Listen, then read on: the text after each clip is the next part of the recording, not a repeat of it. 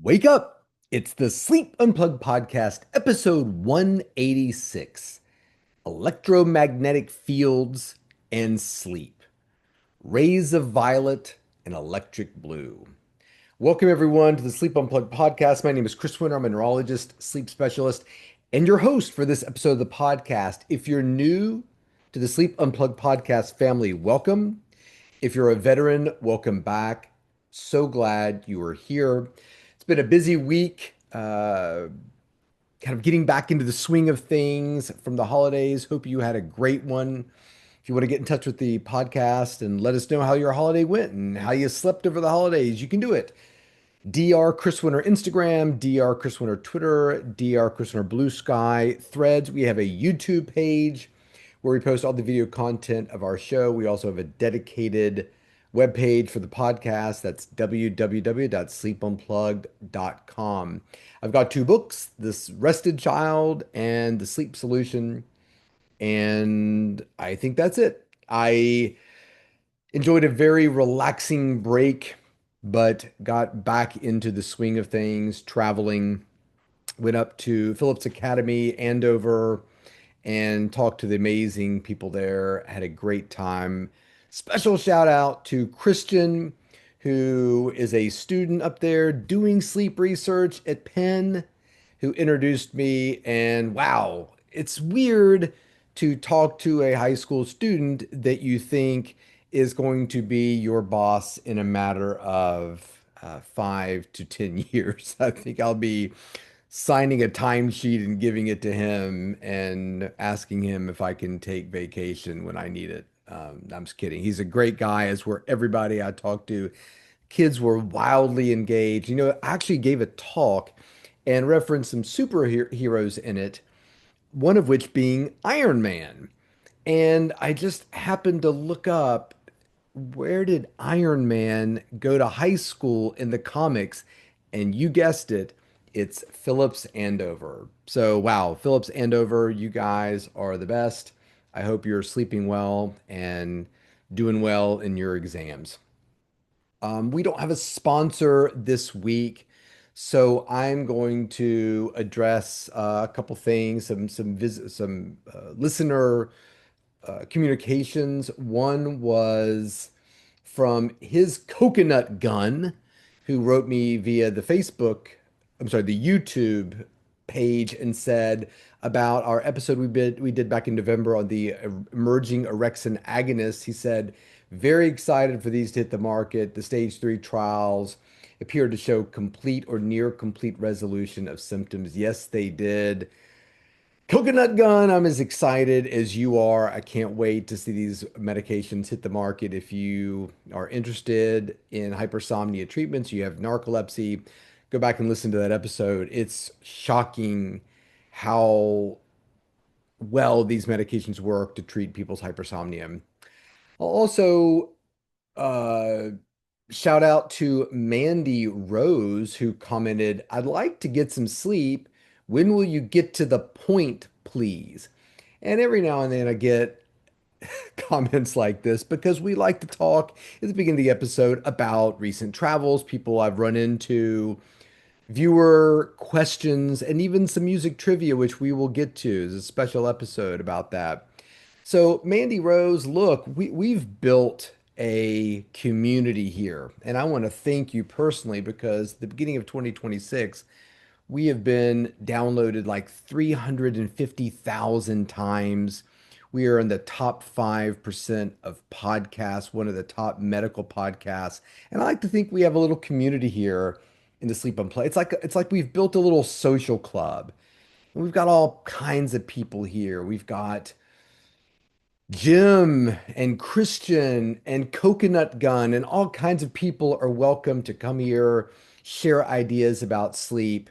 So this is our social club. So Mandy Rose, you're walking into our social club and you're complaining about the music or the way the furniture is arranged. If you want to hang out with us, you can hang out with us, Mandy Rose. But if you don't like the music and you don't like the furniture and you don't like how long it takes me to get to the point, Mandy Rose, you can go somewhere else. We love you, Mandy, but take a hike. I don't need that kind of complaint in my life in 2026. We're positivity. We're about bringing good information and hope to people who are struggling with their sleep. So, Mandy, figure out how to fast forward the podcast or move it along. Before we get into the podcast this week, I want to recognize the passing of Bob Weir, founding member of the Grateful Dead, who passed away on Sunday, January 11th, the day after the 10-year anniversary of David Bowie's passing. Uh, Bob Weir grew up in California, Palo Alto, and was kind of sneaking out one night and ran into a club and heard Jerry Garcia and some others playing, and they eventually formed what would become the Grateful Dead out in Palo Alto. I think one of the very first clubs they played was a Palo Alto place that was actually like owned by two Stanford medical students. So I think it's cool that there's that Stanford Grateful Dead connection because Stanford's really sort of the hotbed of sleep. And right before their debut album was released, the Grateful Dead played a residency at the Whiskey A Go Go. So I pulled out my Whiskey A Go Go shirt to recognize that. Um, and so the musical lyrics in the title this week, EMF and Sleep, Rays of Violet and Electric Blue, are actually a combination of two lyrics. The first being Cosmic Charlie. Well, I should start with actually, the first is from American Beauty, one of my favorite Grateful Dead albums. It was their fifth album released in 1970. The song Sugar Magnolia, which was one of the first songs that Bob Weir wrote for the Grateful Dead. She comes skimming through rays of violet. She can wade in a drop of dew. Such a pretty lyric.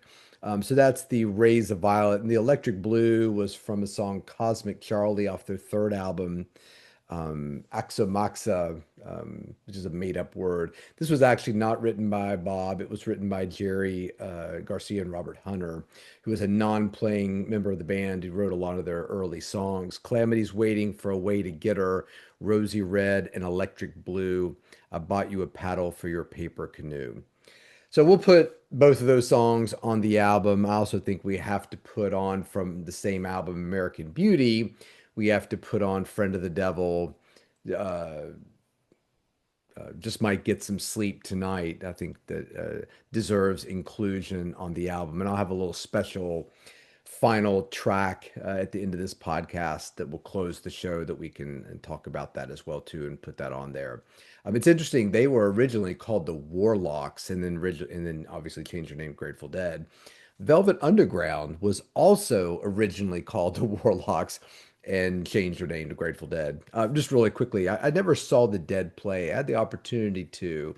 I got to have some communication with Robert John Mayer several years ago. I actually saw John play when I was in medical school at Emory and used to play a little place called Eddie's Attic that we would go to sometimes. So I'm sure I met him at that point. But years later, I connected with him again, and he said, "Chris, come out and hear us play sometime." And I could never find a time in my schedule to do it. But my son, who was at the Naval Academy at the time, I said, "Hey, Dead and Company are playing near you. I think I can get you some tickets if you want to go see them." And he's like, "Sure."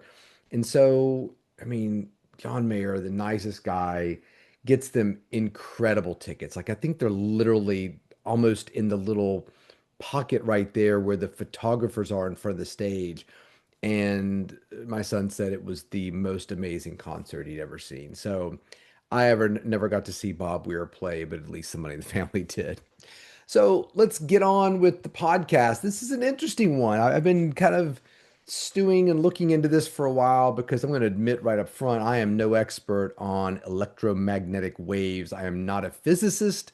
I am a neurologist and sleep specialist. But enough people have said to me, "Hey, I put these stickers, in my room or on me to protect me from electromagnetic magnetic waves that are affecting my sleep." And at some point I was like, I need to look into this. Like, what are they talking about? Is this real? This seems kind of like jumps are being made in logic that are not real. So we're going to give this a shot. And I really encourage you, if you are a physicist or somebody who deals in electromagnetic waves and radio waves and things like that, and I get anything wrong on this podcast, jump in there and correct it. I don't want to be putting bad information out there. So if you ever, the other thing that made me think about this was Better Call Saul. I was a huge fan of that show. And if you watched it, Chuck McGill, Michael McKean, who I adore ever since Spinal Tap, and I just saw the second Spinal Tap, which I really thought was great. A little too short, but great. And literally saw it the day before we lost Reiner, Rob Reiner, and it's so tragic. But so if you ever watch Better Call Saul, Chuck McGill is Saul's father.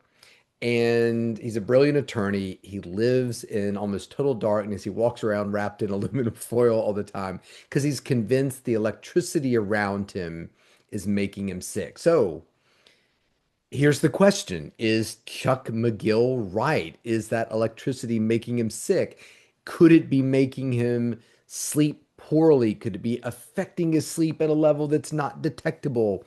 That's really what I wanted to talk about in this episode. So let's frame some things from the onset here. EMF or electromagnetic fields are real. This is something that exists. And one of the questions that I had going into this podcast was EMF is real, but does EMF affect sleep? And a lot of times when you see sciency kinds of things, they will talk about something that is real, and then there's a switch in terms of a jump in logic that this real thing is doing something that it may or may not do. So that's really what I wanted to explore in this, that EMF is real and insomnia and the symptoms of poor quality sleep are real in people. What does that linkage look like? And I think it's a very, very complicated linkage that we have to kind of pay attention to. So, EMF 101, what are we actually talking about? EMF, for the sake of this podcast, I think it's easiest to divide electromagnetic fields into sort of two broad categories. There's number one, ELF. I don't think it's called ELF, but I think that's a great thing to call it. So ELF or ELF, extremely low frequency. So again, thinking about a frequency, I wrote about this in my first book, The Sleep Solution, as well as The Rested Child, where you're looking at high and low frequencies on an EEG when you're reading a sleep study. So if we, beep, beep, beep, beep, that's a pretty low frequency. There's a long space between my beeps versus beep, beep, beep, beep, beep, beep, beep, beep, beep. That's a high frequency. It's getting higher anyway, because now the timing in between beeps is getting shorter and shorter. If you think about the top of a wave, up, down, up, down, up, down, like the EKG on every dramatic, soap opera when the characters in the hospital and they hear their heartbeat, beep, beep, beep. That's a frequency, right? The order or the timing between beeps is either high or low frequency. So when we talk about extremely low frequencies, we're talking about 50 to 60 hertz, which is incidentally sort of a 60 hertz is a common interference you see with electrical equipment when you're looking at, if you have a radio, you're walking around with an old radio and you're listening to a station and you walk near power lines. Or remember when your mom would turn on the vacuum cleaner when you were on your Atari playing video games, and suddenly there's all kinds of static on the television screen back in the day? That is 60 hertz, extremely low frequency interference with that electrical device. So we can establish if the topic of this podcast was, does EMF interfere with your pitfall game when you're playing Atari on the family television? Yes, it does. It doesn't change the game, but it does kind of distort the monitor a little bit to make it hard to see your little character swing on the vine or run across the little alligator heads. So, not affecting the actual game, but does interfere with that display of the game. And I thought that was a pretty good analogy for what might be happening with EMF with our sleep. It does change to some extent our brainwave activity, but is it changing underlying sleep? So we've got ELF, extremely low frequency stuff, power lines, household wiring, vacuum cleaner that dad's pushing around while you're trying to get your high score.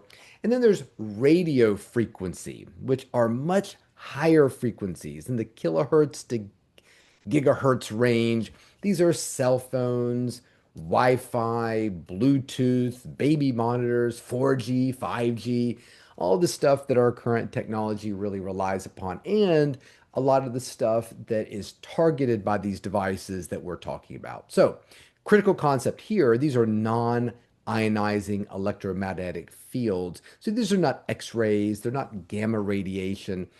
We could have a whole other conversation about, do cell phones cause glioblastomas and brain cancer? Most likely not, because they're not ionizing electromagnetic fields like X-rays are or gamma rays.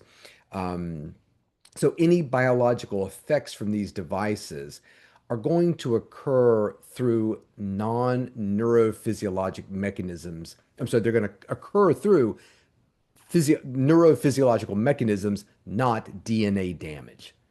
So when you have multiple X-rays, that ionizing radiation can damage DNA. That's why there's always sort of a risk benefit.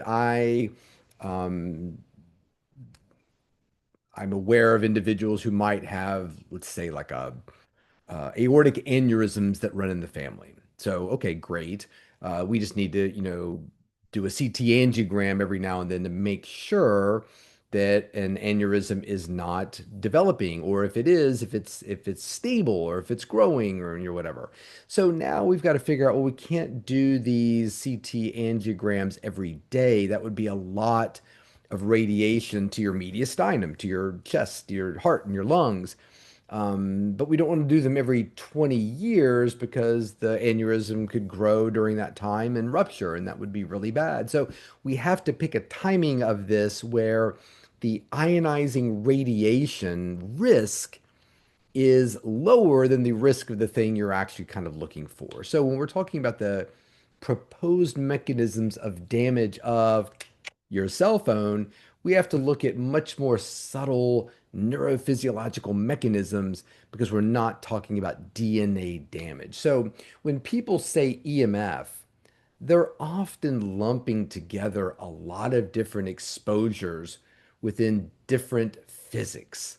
And I think it's really important for us to separate those two or three things: ELF, RF, radio frequency, and ionizing radiation, which are all three very different things. So, what does the research say and what does it not say? So, the strongest, most reproducible finding is that EEG changes in the presence of EMF without a clear clinical impairment.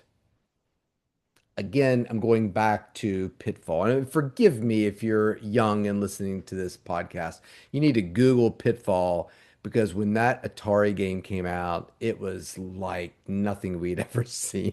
I love the idea of like certain games being like inflection points or whatever. I was not a big gamer growing up, but people had Ataris. And man, when Pitfall came out, I thought it was the coolest thing in the world. So, Pitfall, you're this little adventure, you're running through the jungle and you got to swing across vines and avoid pits and scorpions and tunnels and things like that. Look it up. It's not too complicated. Anyway, so when we're thinking about that analogy, what we're thinking about is the vacuum cleaner changes the signal on the screen, but it's not changing the game. It's not making it harder to win or easier to win. It's the same game. There's just a little staticky when the vacuum cleaner is running. So, this first, so there was a study by Huber, 2002, Reto Huber. not Huberman. We're not talking about that dude. Anyway, the findings said that exposure to mobile phone like RF increased EEG power in the spindle range during non-REM sleep, but there was no consistent change in sleep duration, awakenings, or next day performance. So, why that matters? Brain activity can change without meaningfully changing how someone sleeps or functions. And my guess is there are a lot of things that could change that. Perhaps listening to a white noise machine or having some earbuds in that play sort of kind of new agey kind of tones. It was this the other thing I was thinking about the other day. Listen, I think Calm's an awesome company. But I keep getting this absolutely ridiculous ad that pops up on my phone. Um, and I made a couple social media comments about it the other day just because I thought it was the dumbest thing in the world. But basically, the ad comes up and says, this 432 hertz frequency puts your brain into deep sleep mode in minutes. So 432 hertz is somewhere above what we would consider ELF, but very, very far below what we would consider to be RF. And Calm plays this little ad for me. If you're looking at the YouTube page, this is kind of what it looks like. And they're implying that if I put my pods in and I put on this specifically 432 hertz frequency, that I'm going to go right into deep sleep. And some of this data is based on exactly what the Huber study found, which is when you expose people to certain radio frequencies, certain tones, certain things can kind of change on an EEG. That's not really shocking to me. Our EEG is an electrical measure of brain activity. So we can tell if somebody's sleeping or awake or in light sleep or REM sleep or dead based upon EEG findings. We can tell if somebody's having a seizure or not. Like it's an outward expression of electrical activity of the brain. So if you do things that change electrical activity of the brain, you'll change that signature of frequency. So to me, the brain notices things long before the person becomes conscious of them. There is a big difference here. And I think this is where we take the science of, ooh, we have noticed and we've been able to reproduce. If we play this tone or this frequency, the EEG changes. Therefore, we must be able to put people into deep sleep mode in minutes. I love how I use the word mode, like, like day mode, night mode. I got a little switch. Like I'm getting ready to go to bed. I got to switch myself into night mode here. So anyway, so to me, I think these things are very prone to be misunderstood. But I do think it's important for us to understand that that EEG change can occur based upon certain frequencies. So replication attempts are really where science is at.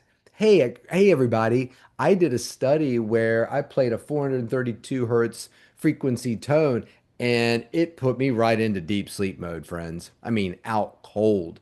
I was really, really, really upset by the comments that Mandy Rose had made about my podcast and really was struggling with sleep. But when I played that 432 hertz tone, out cold, right? So to me, you're like, great. Well, that's exciting, Chris. And Chris seems to shoot pretty straight with this.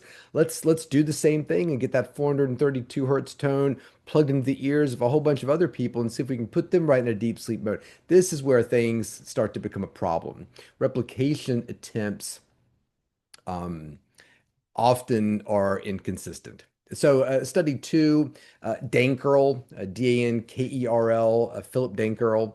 This is a 2009 study that showed that RF exposure altered sleep EEG spectral power, and subjective sleep qualities were small and inconsistent.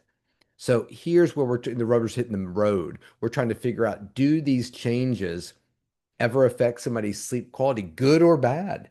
Does it put you right into deep sleep mode, or is it interfering with your sleep? So the interpretation of that study was that signal present at the micro level was seen, but at the clinical level, everything was very weak and unreliable. You couldn't reproduce it. And that kind of leads us back to the Better Call Saul, where I don't want to say if you're watching Better Call Saul, this isn't a huge spoiler, but there is a scene. Turn off this or fast forward this if you need to.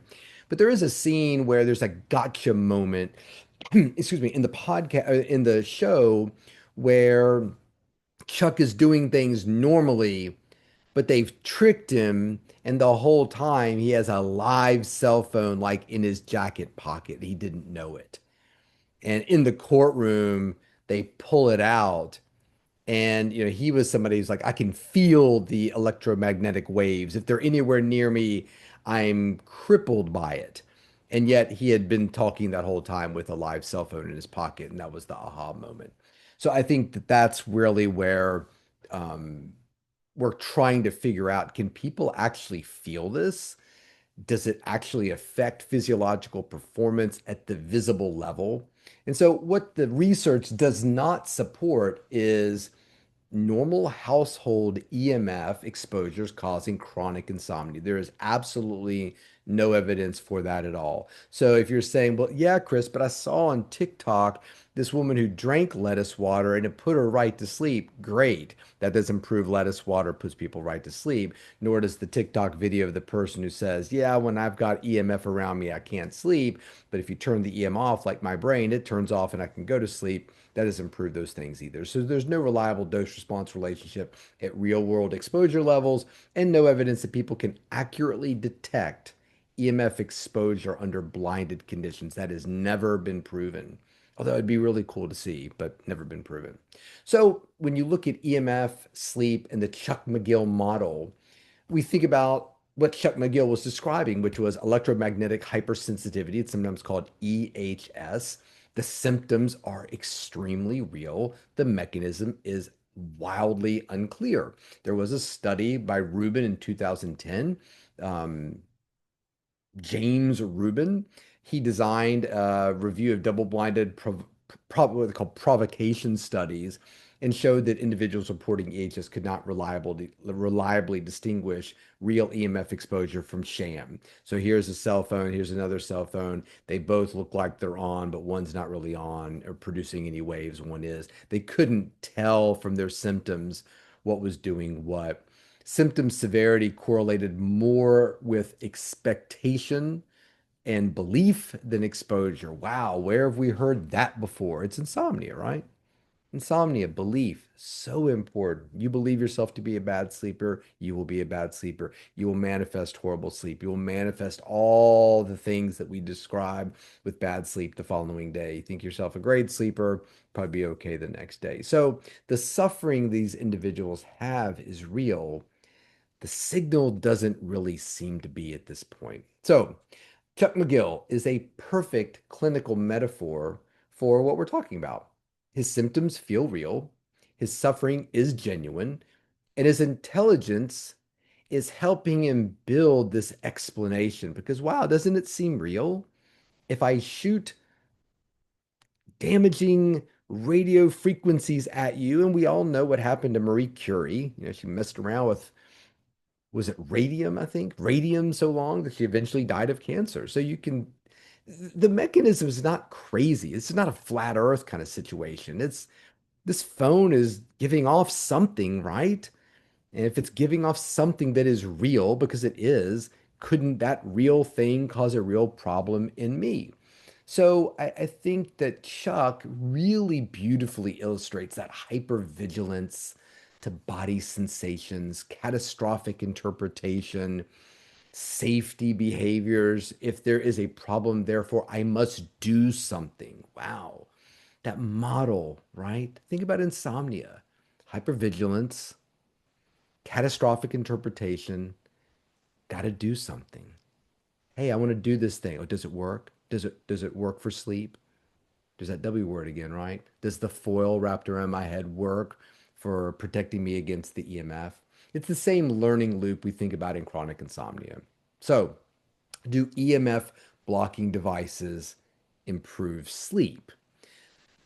Well, does what we do, so shielding works. True radio frequency shielding Like a Faraday style enclosure absolutely works. Ask anybody who works in an EEG lab.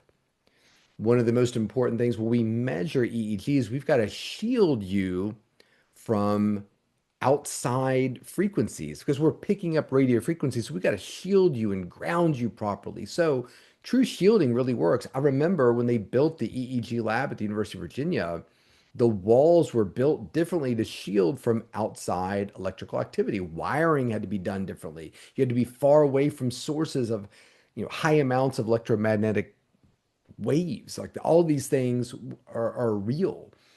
What doesn't tend to work though are stickers, pendants, partial little phone shields. I mean, a lot of times when you shield, you create stronger frequencies somewhere else to overcome them.